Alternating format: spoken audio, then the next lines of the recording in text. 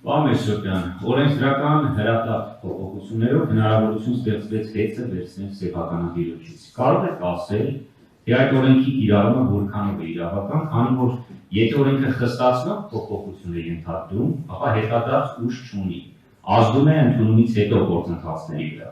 Ինչպես եղավ, որ օրենքը խստացվեց եւ դուք լիցենզիայի ձեռքեցիք հեծի հետ կապված նախկինում կատարված ձեր կարծիքով զանցանքների համար։ Եվ երկրորդ հարցը հեծին զրկեցի լիցենզիայի չնայած որ արձանագրած 9 կետանոց խախտումներից 6-ը տարածքային կառավարման եւ ենթակառուցվածքների նախարարության է վերաբերում եւ ոչ թե հեծին։ Այդ դեպքում ինչու նախարարությունը չպատժվեց եւ վերջին հարցը նաեւ դրացնելով գործընկերոջս հարցին հեծի կառավարումը առնվազն տեսականորեն կարող է ստանձնել թուրքական ընկերություն։ Այստեղ մեր օրենսդրության հետ կապված խնդիր չի առաջանում։ Շնորհակալ։ Երկրորդ հարցի հետ կապված ես մասնագիտությամբ իրավաբան չեմ եւ տենց միանշանակ կդժվարանամ պատասխանել, բայց նման օրակարգ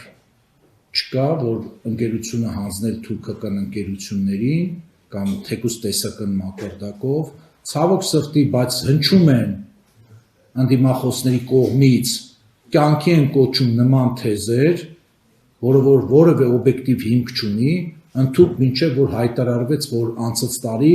հանձնաժողովի 3 բարձրաստիճան աշխատակիցներ իբր թե մեկնել են Թուրքիա, որպեսզի հետ գան հեծը բանակցեն եւ վաճառեն թուրքական ընկերություններին, որը ծիծաղելի կլիներ, եթե այդքան տխուր չլիներ այդ միտքը, էլի նման բան չկա օրակարգում եւ հետեւաբար թուրքական որևէ ընկերության հեծը վաճառելու կամ բան, ասենց այս պահին հողի վրա ռեալ իրականության մեջ որևէ նշան ես չեմ տեսնում։ Եվ առաջի հարցը օրենսդրական հրատապ փոփոխություններին, որոնք հետադարձ ուժ չպիտի որոնեն։ Նորից պետք է ասեմ իրավական բնույթի հարց եք տալիս, ես կդժվարանամ դա մեկնաբանել, ես արել եմ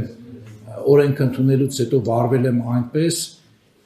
ինչպես որ պետք է վարվեի, այսինքն օրենքով գործել եմ, օրենքով տրված ինձ իմ լիազորությունների շրջանակում եւ ոչ ավել։